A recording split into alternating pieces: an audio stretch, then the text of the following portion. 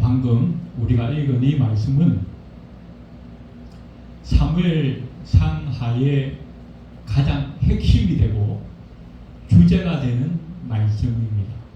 그리고 이제 본격적으로 이 한 권의 책이 두 권으로 나누어질 수밖에 없었던 중요한 의미를 부여하는 그런 말씀이기도 합니다. 오늘 본문에는 대조를 이루는 두 집안이 나옵니다. 사울의 집안과 다윗의 집안. 이스라엘 초대 왕으로 기골이 장대하고 외모가 아주 준수했던, 싸움에 능하여 많은 백성들에게 칭송을 받았던 사울의 집, 사울의 가문. 그러나 반대로 보잘것없게 시작했습니다. 이세의 가정의 막내 아들이었고 사람들에게 별로 관심 주지 못했던,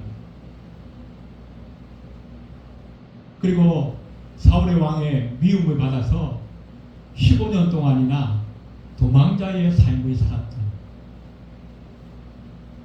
그런 다윗의 집, 두 집안이 본문에 비교되어지면서 나오고 있습니다. 그런데 오늘 본문에 그 말씀이 어떻게 기록되어 있냐면, 사울의 집은 점점 약하여져 가고 다윗의 집은 점점 강하여져 간다. 자, 그런데 오늘 이제 말씀을 다시 한번 보시면, 사울의 집과 다윗의 집 사이에 전쟁이 오래매 다윗은 점점 강하여 가고 사울의 집은 점점 약하여 가니라. 오늘 본문 말씀에서 다윗이 뭔가를 했다는 내용은 없습니다. 전쟁을 해서 영토를 크게 넓혔다거나 또 무슨 재물을 많이 모았다거나. 하지만 성경은 어떻게 해요?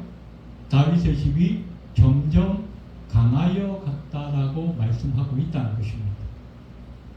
이 말씀을 우리가 다시 한번 보시면, 다윗이 무엇을 행했기 때문에 그 집안이 강하여 갔다기보다는, 다윗은 크게 한 일이 없었는데 다윗을 향하여 하나님이 일방적으로 은혜를 부어주고 계시다는 것입니다. 자, 그러면 오늘 우리는 이 본문을 통해서, 아니 하나님이 도대체 왜 다윗에게 이렇게 일방적으로 은혜를 부어주셔서 그 집안이 점점 강하여 가게 되어졌는가? 그 이유를 우리가 지금까지 살펴왔던 그 사무엘서의 기록들을 우리가 좀 참고하면서 몇 가지로 우리가 은혜를 좀 나누고자 합니다. 왜 하나님은 다윗에게 은혜를 주셨고 다윗의 집이 점점 강하여 가게 하셨을까? 첫 번째는, 이 다윗은 하나님이 기뻐하실 만한 신앙의 인격을 가진 사람이었습니다. 그러나 사울은 그렇지가 못했습니다. 우리가 이전에 다른 말씀들을 통해서 살펴본 것처럼 다윗은 어린 목동 시절부터 자신에게 맡겨진 그 일에 최선을 다하는 책임감이 있었습니다. 그리고 성실한 모습을 보였습니다.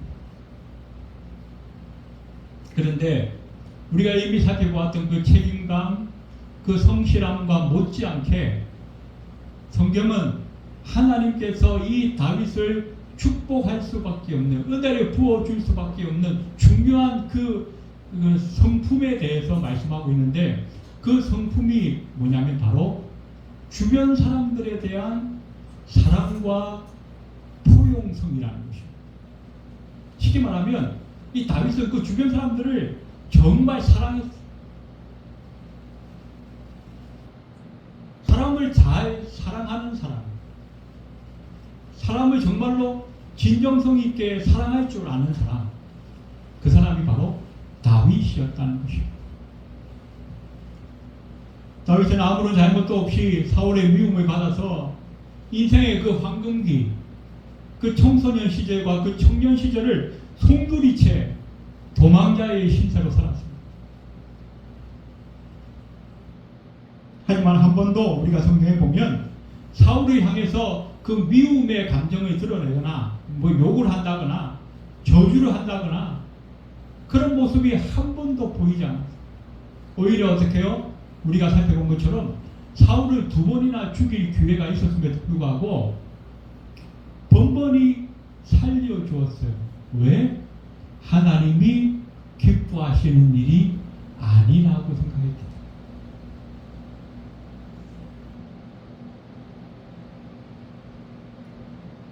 또 우리가 예전에 살펴본 것처럼 다윗과 그의 무리들의 은혜를 입고도 다윗의 그 간곡한 부탁을 무시할 뿐만 아니라 이 다윗을 멸시하기까지 했던 그 나반이라고 하는 사람,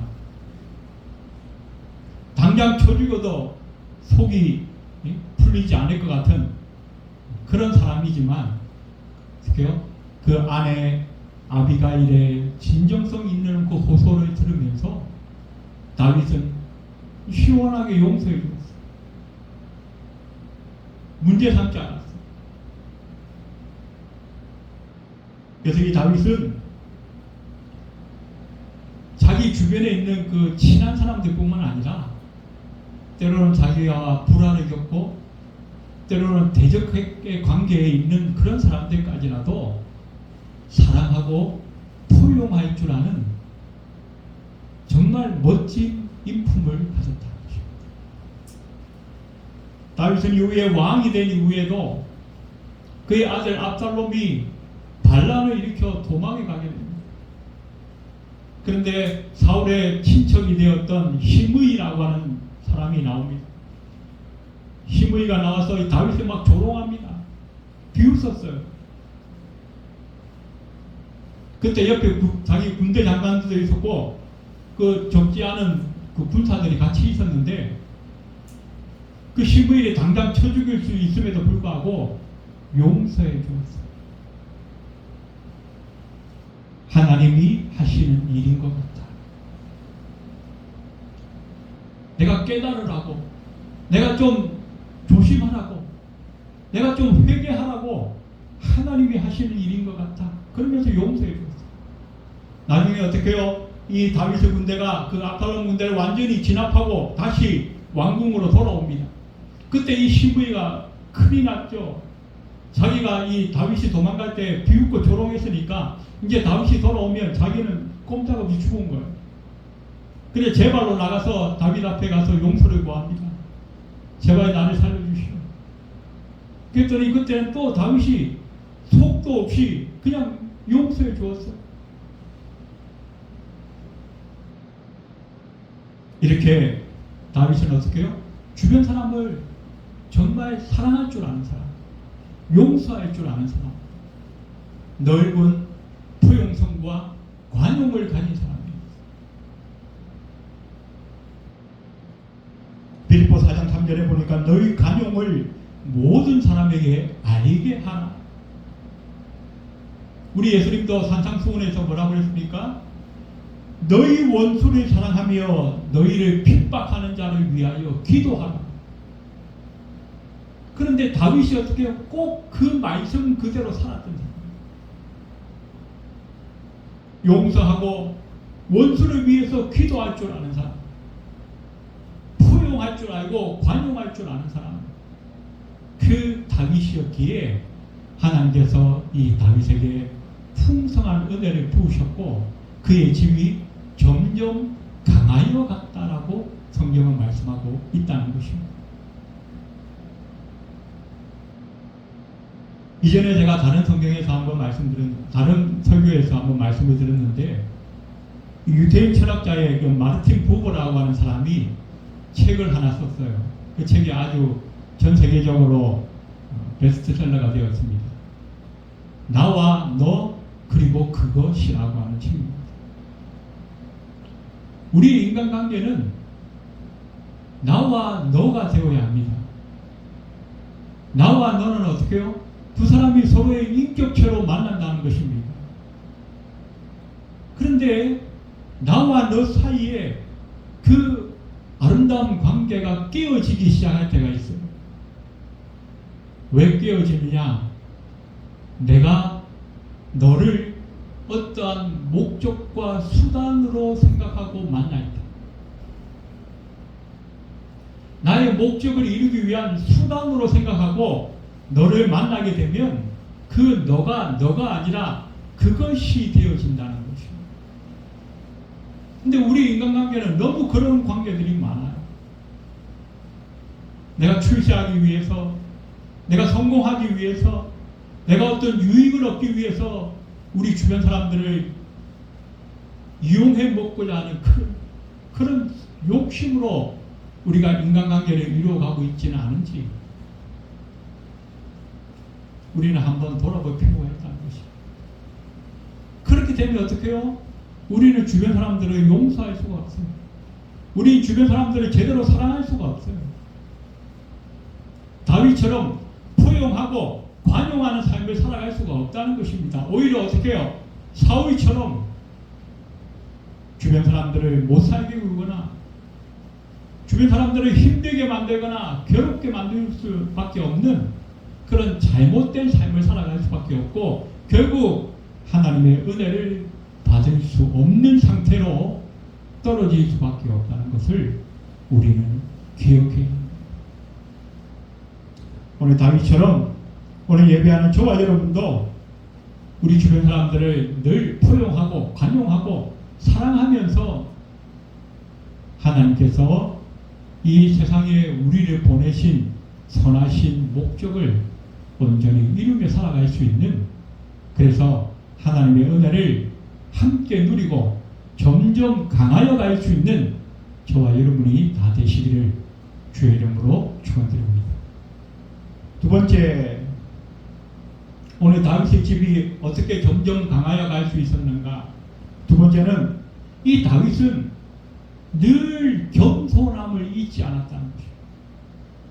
하나님 앞에서뿐만 아니라 사람과 사람들 사이에서도 늘 겸손합니다.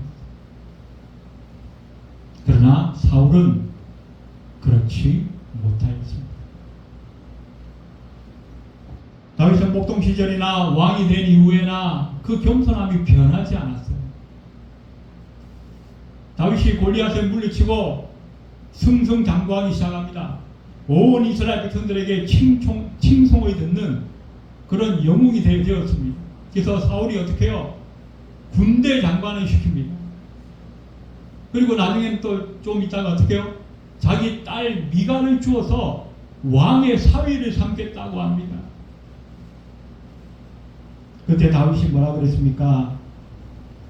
내가 누구며 이스라엘 중에 내 친속이나 내 아버지의 집이 무엇이기에 내가 왕의 사위가 되리까? 이미 온 백성이 이 다윗을 영웅으로 추대하고 있어요. 사람들이 뭐라고 했습니까? 사울은 천천히요 다윗은 만만히로다. 한나라의 왕인 사울보다도 더 멋진 사람이라는 거예요. 더 훌륭한 사람이라는 거예요. 왜? 이미 그것을 증명했잖아요. 몸소 실천했잖아요. 사울 왕도 벌벌 떨었어요. 그 골리앗 앞에서는 아무 찍소리도 못하고 숨어 있었어요. 그런데 다윗이 나가가지고 단번에 물리쳤잖아요. 이 정도 되면 목에 좀 힘줄만 하지 않습니까? 사람들이 그렇게 다 칭찬해 주는데 좀 거들먹거리만 하지 않습니까? 그런데 그렇지 않았어요.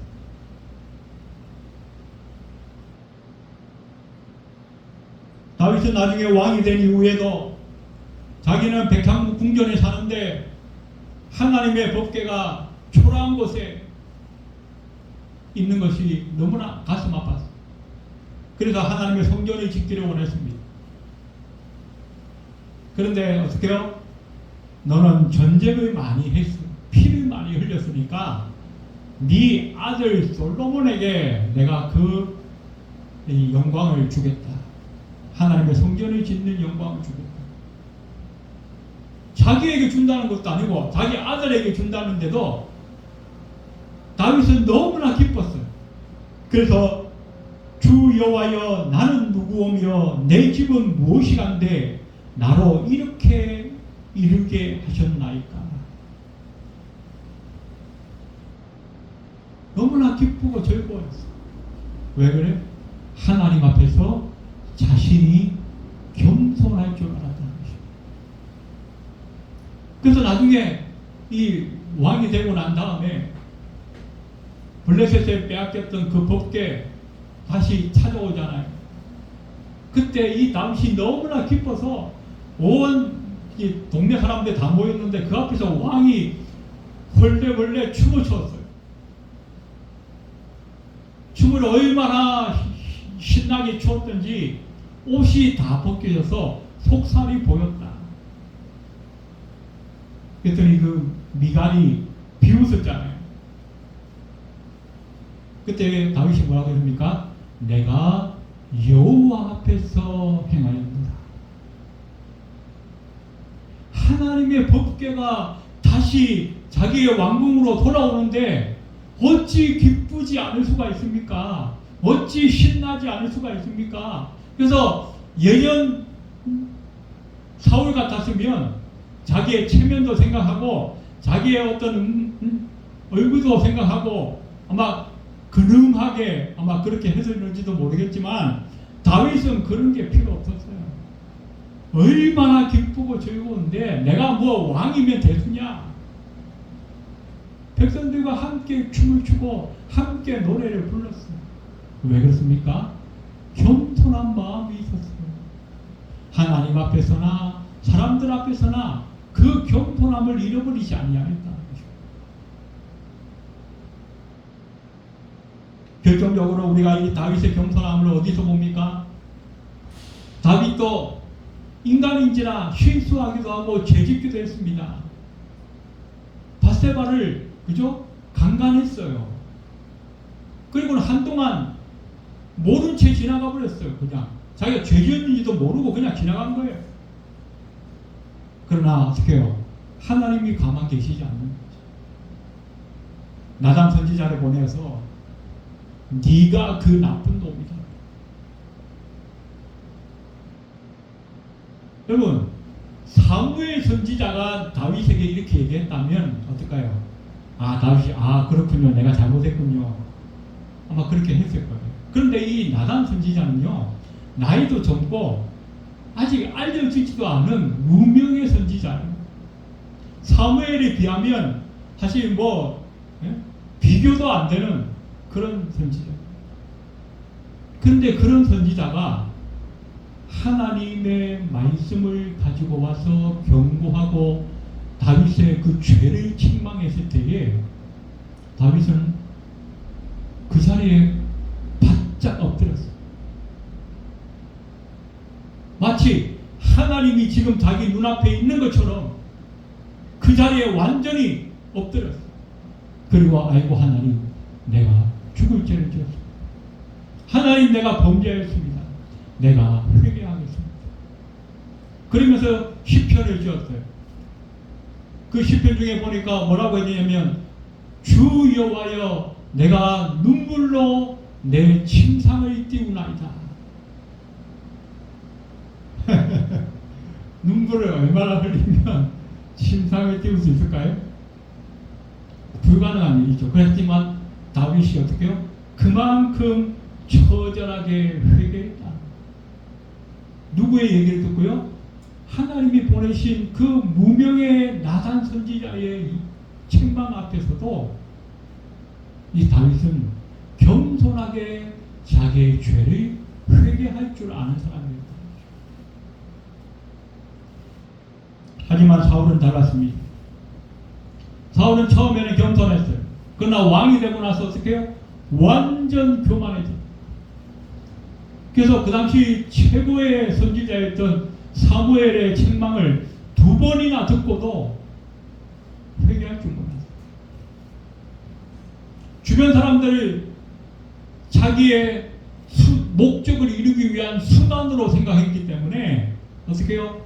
사정없이 내치고 사정없이 죽였어요. 심지어는 제사장들을 떼죽음 당하게 만들었어요. 왜 그랬습니까? 하나님을 두려워할 줄 모르고 자기가 왕이 되었다는 그 사실만으로 최고의 교만의 자리에 올랐다는 것입니다. 잠언 16장 18절에 보니까 교만은 패망의 선봉이요 거만한 마음은 넘어짐의 앞잡이니라. 야고보 4장 6절에도 하나님이 교만한 자를 물리치시고 겸손한 자에게 은혜를 베푸신다. 교만한 사울은 하나님이 내쳤어요. 그러나 겸손한 다윗은 하나님께서 은혜를 베푸셨다. 그래서 어떻게 해요? 겸손한 다윗의 집은 점점 강하여 가고 교만했던 사울의 집은 점점 약하여 갔다라고 성경은 말씀하고 있습니다. 자, 세 번째, 다윗이 어떻게 점점 강하여지는 이런 하나님의 은혜를 입을 수 있었는가? 세 번째는 다윗은 매사에 기도로 하나님의 뜻을 묻고 물을 뿐만 아니라 순종할 줄 아는 사람이었어요. 이게 중요한 거예요. 묻기만 하고 순종하지 않으면 물을 필요도 없는 거죠. 그런데 물을 뿐만 아니라 순종했다는 것이 중요합니다. 사실 우리가 지난번에 살펴본 것처럼 블레셋과의 전쟁 앞에서 사울도 하나님께 기도했어요. 그런데 하나님이 응답하지 않았죠. 왜 응답하지 않았을까? 사울이 미워서, 워낙 그동안에 불순종 많이 했으니까 미워서 응답하지 않았을 거라는 생각도 할 수 있지만 제 생각엔 그런 게 있었어요. 사울은 왜 기도했냐면 하나님의 뜻을 묻기 위해서 기도한 것이 아니라 자기 뜻을 하나님 앞에 관철시키기 위해서 기도한 거예요. 하나님의 뜻은 중요한 것이 아니라 내가 지금 전쟁에 나가야 되니까 무조건 하나님 내 편이 되어주세요. 그것을 요구하기 위해서 기도했던 거예요. 그러니까 하나님이 아예 나타나지도 않고 응답하지도 않았던 거예요. 어차피 하나님의 뜻을 나타내봐야 이 사울은 뭐예요? 순종하지 않을 것을 하나님께서 아시기 때문에.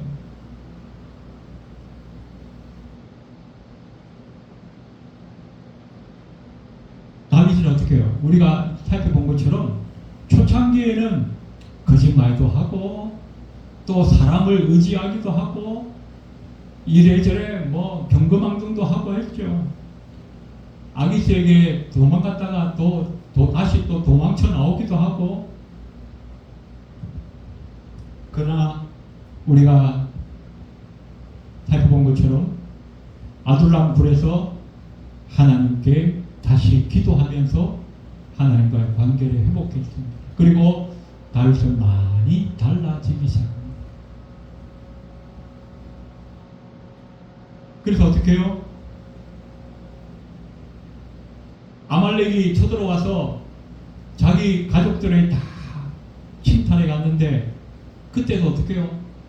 급한 마음으로 성급하게 쫓아가는 것이 아니라 하나님께 먼저 물었다라고 기록합니다. 우리가 지난 시간에 살펴본 것처럼 사울이 죽고 나서 이제 사울의 왕궁으로 쳐들어가서 그 사울의 왕위를 이제 다윗이 이어가야 되지 않겠습니까? 그럼에도 불구하고 어떻게 해요? 곧바로 쳐들어가지 않고 하나님께 또 물었습니다. 그랬더니 하나님이 바로 사울의 왕궁으로 가지 말고 일단은 헤브론으로 먼저 가라.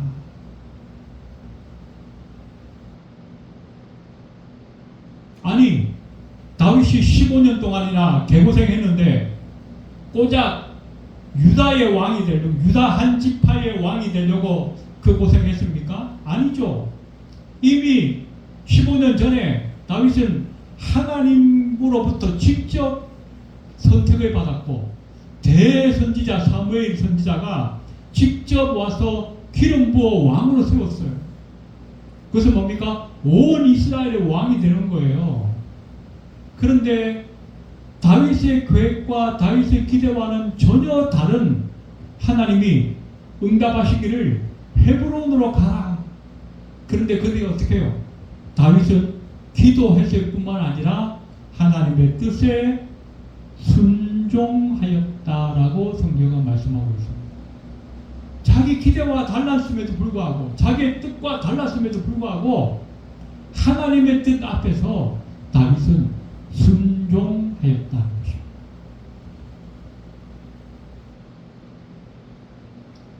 기도하면 하나님이 능력 가운데 나타나시고, 기도하지 않으면 사람의 생각과 계획으로 하기 때문에 결국 실패할 수밖에 없다는 것.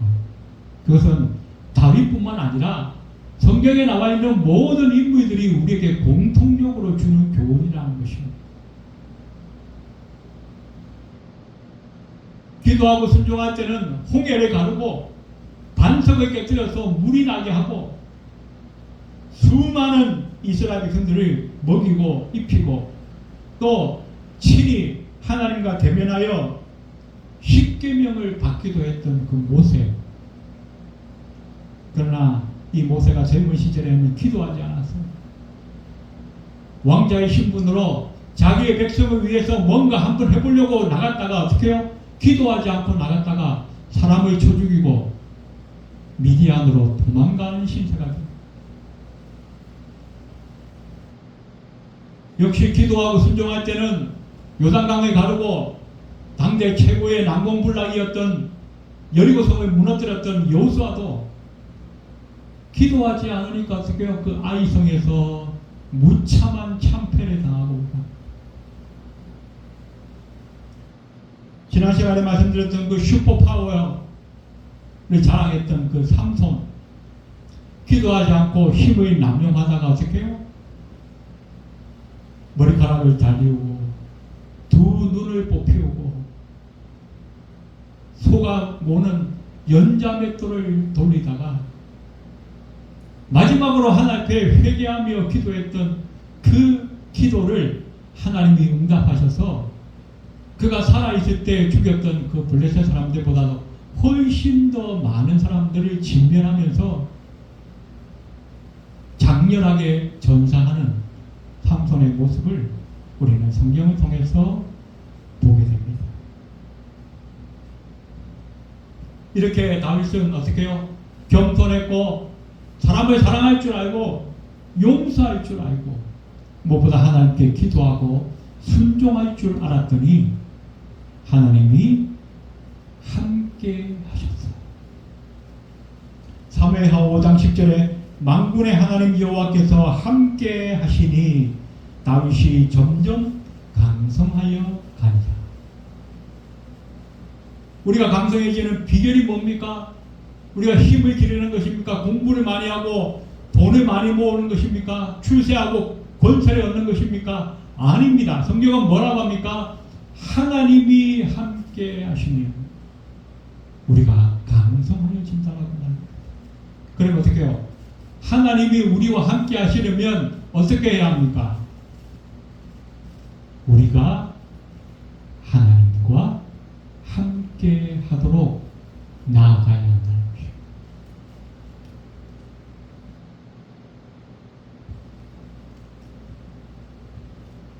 다윗은 늘 하나님이 함께 하심으로 승승장구하고 점점 강하여져 갔습니다. 다윗이 성전을 지으려 했던 것도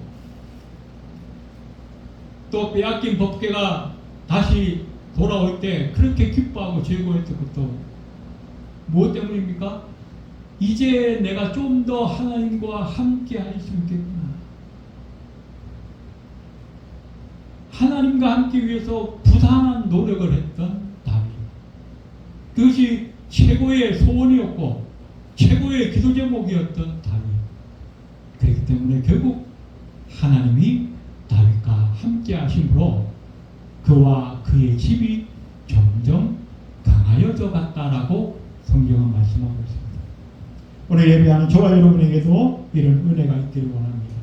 다윗처럼 겸손한 삶을 사시기 바랍니다. 다윗처럼 늘 기도하고 그 응답이 내 생각에 맞지 않고 내 기대와 내 계획에 맞지 않는 것이라 할지라도 순종하며 나아가시기를 바랍니다. 그래서 하나님이 함께 하시는 축복을 누리고 그로 말미암아 저와 여러분의 집이 점점 강하여지는 놀라운 은혜를 누릴 수 있는 저와 여러분이 다 되시기를 주의 이름으로 축원드립니다. 기도드리겠습니다. 고마우신 하나님, 오늘 다윗이 점점 강하여져 갔다라고 성경은 말씀합니다. 그런데 그 이유가 하나님이 함께 하심으로라고 말씀하고 있습니다. 오늘 예배하는 우리도 하나님이 함께 하심으로 점점 강하여지는 축복의 주인공이 될 수 있도록 하나님 역사하여 주시옵소서. 예배를 마치고 돌아가는 발걸음 위에도 함께하여 주옵소서. 예수님의 이름으로 간절히 기도드리옵나이다. 아멘.